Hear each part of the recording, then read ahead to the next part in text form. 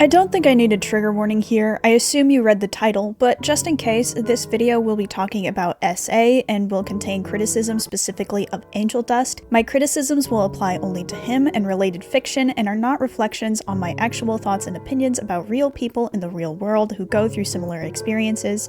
If something that I say about a fictional character will come across as a personal attack on you, do not watch this video.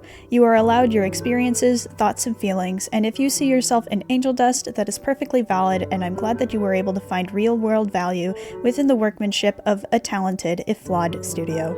Enjoy the show. Hello everyone, my name is AJ, and I don't have a good intro. I did it! I finally watched Epic the Musical, and it was very good, 10 out of 10. I'm listening to it again while I write this script. The reason that I didn't get around to watching Epic the Musical for so long isn't because I forgot about it or didn't have time for it, I was actively avoiding watching it. The Odyssey is one of the most famous stories ever written, and I've had to study it for school before, and the idea of watching a musical where terrible things happen to this poor guy for 20 years isn't really my idea of a good time unless I'm in a very specific headspace. I was both surprised and relieved to find that the whole thing wasn't just a slog of terrible the whole time. It was actually quite pleasant most of the time, but man, when it wanted to hurt you, it hurt bad. And in no other place was this better demonstrated than with the character Antinous. Antinous is one of the suitors that came to try and woo Penelope, Odysseus' wife, and he is the most disgusting character that I've seen in a hot minute. Not because of anything on paper, because plenty of people like him have been written, but the execution is just skin-crawling. That icky, horrible, depressing feeling I was scared of feeling was all concentrated right here. Even just thinking about it right now is rough. The more I thought about it, the more I realized, wait, but I haven't felt like this with anything else in recent memory, and in Epic the Musical, no rape actually happened. It was only talked about and planned. So how come Epic the Musical does a better job of making me feel scared and hopeless and putting me in Penelope's shoes than something like Hazbin Hotel, where the sexual abuse on screen is so much more explicit? The problem with the writing here is almost entirely with the rapist, and the way that the narrative around them treats them. You would think that a rapist would be easy to write. They don't need any complicated backstories or motives because rape is one of the few crimes that can't be justified under any circumstance. It is exclusively committed out of animalistic desire unbound by pride and selfishness. It's extremely simple to write. So why is Antinous so much more terrifying than Valentino? Valentino can throw Angel around like he weighs nothing, but Antinous is a perfectly normal human man that was put down with a single arrow. Why is the objectively weaker one so much more terrifying?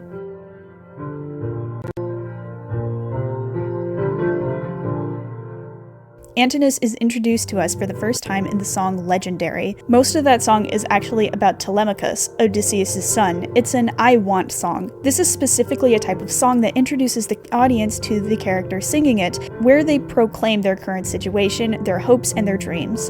The first verse and chorus part are about Telemachus wanting so badly to meet his dad and fantasizing about fighting to find him. The second verse mentions the suitors for the first time, but everything is still upbeat and hopeful, so it doesn't seem like that big of a deal yet. You're thinking, yeah, they're no big deal, we just have to wait a little longer and everything will be fine. It only just starts to hint that something is dangerous here. After the chorus, we hear from the suitors for the first time as a group. The music changes a little bit, Telemachus sings one more line, and then we hit minute 2:35, and we hear Antinous for the first time. The music changes entirely. The genre, instruments, and tempo are all completely different. Antinous' theme completely overpowers Telemachus' music, even in comparison to the other suitors. You know in an instant that this guy is bigger, scarier, and more cunning than anyone else in that room. His first line is sexual mockery directed at Penelope. You know in 2 lines what kind of person this is. He also has backup singers to go along with his verse, which Telemachus does not have. So you also know in an instant that Antinous isn't the only pig in this room, he's just the biggest one. Making him even more terrifying is that the singer that plays him has the smoothest singing voice in the entire cast, so now we know that he's attractive and charismatic, and he's going to have an easy time riling up all the men in that room into doing whatever he wants. And all of this is accomplished within 21 seconds. Valentino is introduced to us in episode 2. He is mentioned for the first time by Velvet, who calls Vox to complain that he's throwing a tantrum. You know, like babies do. Just talking about it doesn't do it justice. Huffy, roll the clips. Your little boy toy is wrecking my department. Valentino! Oh yeah, and here I go, Valentino. Just another day with Val. Take care of the piss baby! He's treated like a baby. A baby! And no one cares about his tantrum either. And when we see him for the first time, he's all scary looking for one frame, and then he starts complaining about boy problems that he's having with angel dust. He's not written like someone to be afraid of. He's written like a teenage girl. And Fox makes it worse by saying, Which whore are we talking about this time? which means that this is something that happens regularly. This is routine. He's also stupid. What do you think chasing whores around town will do for our image? Fuck it up? Do you want people thinking you can't control your employees? No. So, you should... Do nothing? Great idea! You're telling me that Angel Dust made a deal with this guy, who is even more stupid than Adam. This is the guy who supposedly manipulated Angel Dust, who is not mentally disabled. This guy who talks like this man! Valentino's introduction is all comedy. He is a loser. He is someone to be laughed at, not taken seriously. And it took 2 minutes longer than Antinous. It took an entire team of people, multiple days, to create a scene that made their villain look weak and pathetic. It would have been better for them to have introduced Valentino for the first time during episode 4. I remember in my redesign video of Valentino, I said that he was the best written of the cast, and he's still written terribly. Like, best written in comparison is not good. First impressions are the most important impressions that you make. From the very first time that a character is mentioned, appears on screen, or is first heard, your audience is making assumptions about them. Human beings, just like any other animal, create patterns for themselves based on past experiences. This is a survival technique that in the real world would be used to avoid danger, find water, food, and shelter, among other things. It also helps in social situations to memorize the patterning of the type of people you do and don't want to be around. Your audience will fill in gaps in your character's writing based on similar characters they've seen before. So if you write your rapist like a pathetic piss baby, just like you've written Adam, Stella, Mammon, and Andrelphus as pathetic, stupid, one-dimensional idiots who only are able to stay in power because the story would be over without them, it's impossible to think of Valentino as an actual threat because he follows all the same patterns as all of her other villains who are also pathetic. It's one of the biggest flaws in her writing. She doesn't respect her villains enough and the purpose they play to write them well. She always writes them stupid because she hates them for writing her favorite blorbos. I don't think that the concept of Valentino being stupid and childish is necessarily a bad one either. You can still make a scary villain that has all of those qualities, but if you choose to do that, you have to give him more of a physical presence. Make him a physical threat instead. This waif just doesn't do that. He would be blown away by a strong wind. The next time that we see Antinous is in the song Little Wolf, which comes directly after the first one. In this song, he and Telemachus have a fight. Telemachus gets assistance from Athena, the goddess of wisdom and defensive war, and even with the goddess on his side, he still loses. That tells you just how strong this guy is. Telemachus isn't a little baby, he's at least 20 years old. That tells you everything you need to know. Antinous threatens in that song after he wins that fight that if Penelope doesn't choose soon that there's going to be bloodshed, and we know that that's not just an empty threat.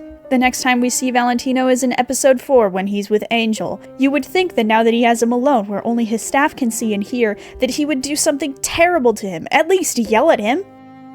No. The first time we see Angel and Valentino actually interact, Angel sasses him. Huffy, roll the clip. Do you really expect me to memorize this whole script? I would like to remind you, Angel Dust is currently in the presence of the guy that rapes him. What are we doing? And also, Charlie is able to just walk in. How did she get here? How are people just allowed to walk into an active film set? The Angel Dust that talks to Charlie here is a completely different character from the one that just sassed Valentino. I get that it was supposed to be a joke, but if a joke has to contradict the characterization of your characters in order to make it work, it had better be a darn good joke. And this... Do you really expect me to memorize this whole script? Is just not funny.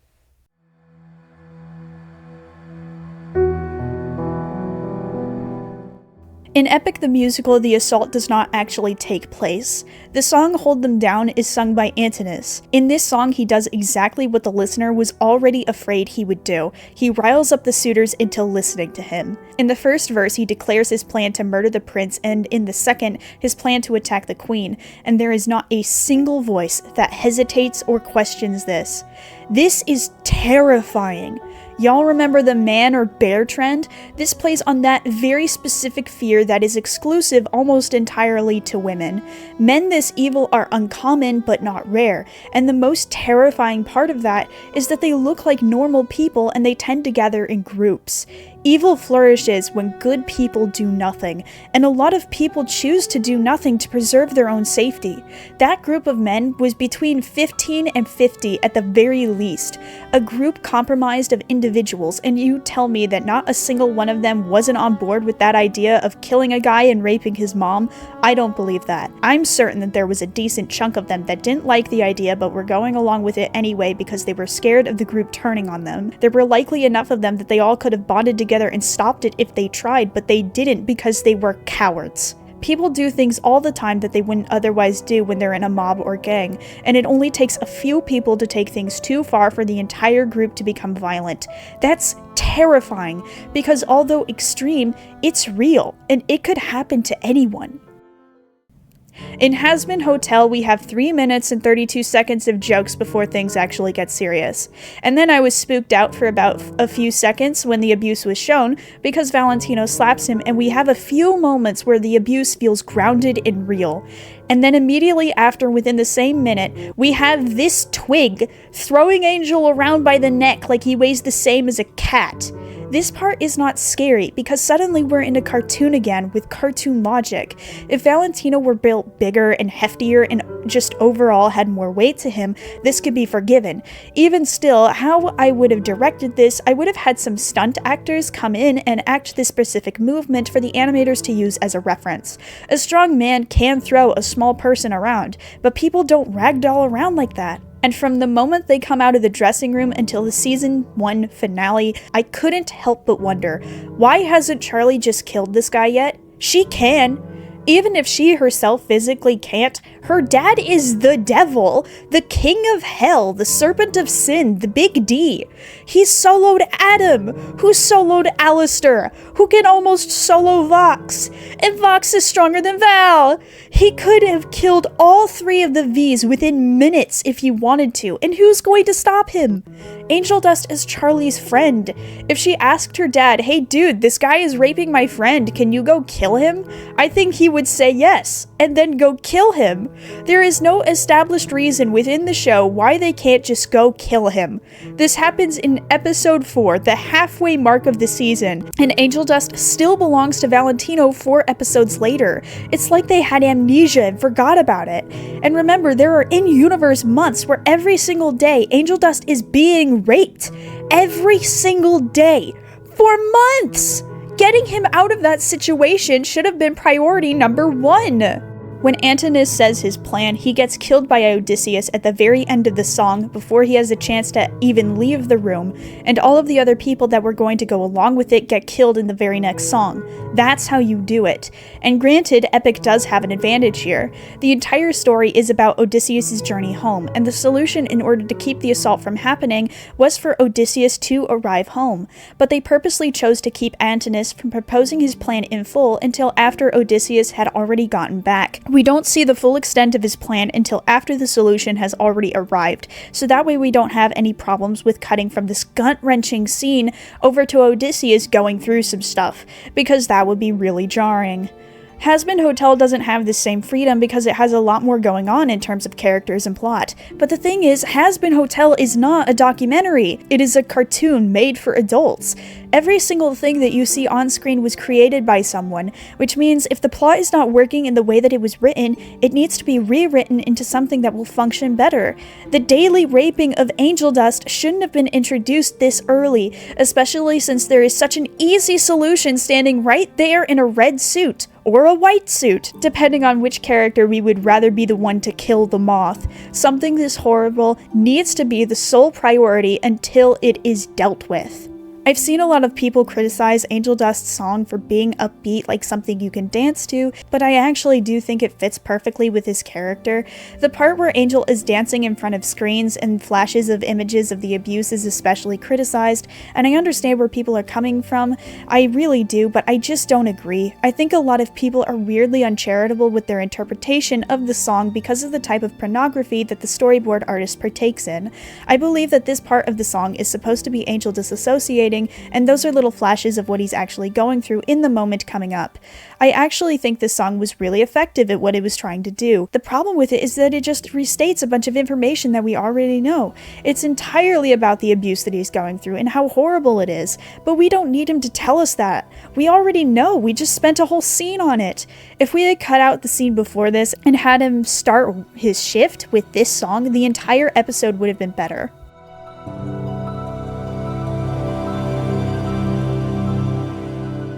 For most of the series, Penelope is only mentioned, not seen. She's the goal that Odysseus is trying to get back to. We don't learn very much about who she is as a person until the final saga, where she has 2 songs.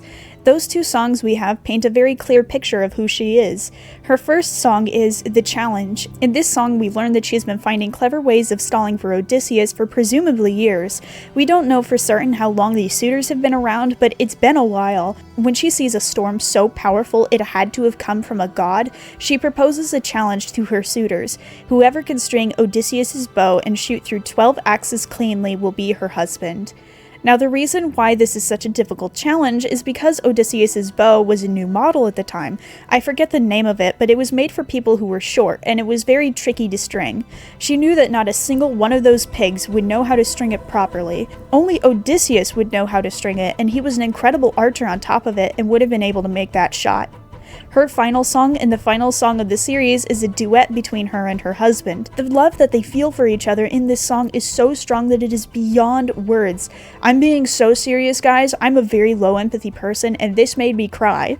That and the part where Odysseus found his mother in the underworld, that hurt really bad. We care so deeply about Penelope because Odysseus cared about Penelope, and when we actually see her for who she is in the flesh, we care about her even more, and it's confirmed to us that everything that Odysseus feels for this woman is completely genuine and it's not overhyped. Penelope is a very strong-willed, very intelligent character, and her motivations don't lie in just wanting to escape from these suitors. She wants to see her husband again more than anything. The suitors aren't her main priority in her brain, it's Odysseus. That's what bothers her. That's why she's delayed this for so long. It's not because all of these guys suck. It's because she wants her husband and no one else could even begin to compare. Odysseus is her priority, not escaping pain. You would think that Angel Dust would be a more complex character because he has so much more screen time, and you would be wrong. Angel Dust remains a very flat character throughout the entire first season. He exists to make sex jokes and be hot, and that's kind of it. He's very self-destructive, which should be interesting. He's destroying himself with drugs in hopes that he'll break enough that Valentino will release him, but why? Why does he want to be released so bad? To not be hurt every day is plenty of motivation in the real world, but what does Angel Dust actually want? What does he want out of life? Who does he care about? Why did he sign the contract in the first place? Who does he want to be, and what does he want to do? He's at Charlie's hotel and he wants to get away from Valentino. It would be really interesting if he was really gung-ho about redeeming himself so he could go to heaven and be away from him. That would at least give him some more dimension. But no, there's nothing here. He is defined solely by his abuse. He has no personality or hobbies outside of it. Being able to shoot a gun does not count as a personality trait. There is no Anthony, there is only Angel Dust. And it's bizarre because he has a friend, he has a family, he's got Cherry Bomb, and we know from the wiki that he has a twin sister named Molly, but Angel doesn't even mention her once. It would have been so interesting if during his song he had a verse that was dedicated to talking about how much he missed her, or how much he wishes he could spend more time with Cherry Bomb, or how all he ever wanted to do was dance. Just something, anything! But no, we have nothing. He is a sexy victim that's fun to watch, but doesn't have anything more to him than that. It's really unfortunate. I love Hazbin Hotel. It is one of my favorite shows to have ever been written, and it's built my channel. The videos that I make about other things that I love just don't get the same amount of attention. I love this show, I really do. I love it for its animation and the Christian mythology, and I love Charlie, and I love Adam, and I wish they would kiss, and the songs are often very good, but the world building is bad, and important parts of the plot are contrived, and every day I'm more and more certain that Season 2 of Hazbin Hotel will fall into the same problems as Hell of a Boss, where the premise will be rejected in favor of Vivzy Pop's Blorbo of the Week. I have no confidence that any of these characters will be properly explored in any good way. Comparing Epic the Musical to Hazbin Hotel feels like setting up a boxing competition between in his prime Mike Tyson and a mentally disabled toddler. I respect Mike Tyson greatly and I enjoyed my time with him, but that mentally disabled toddler, as incompetent as it is, it's mine, and I love it dearly.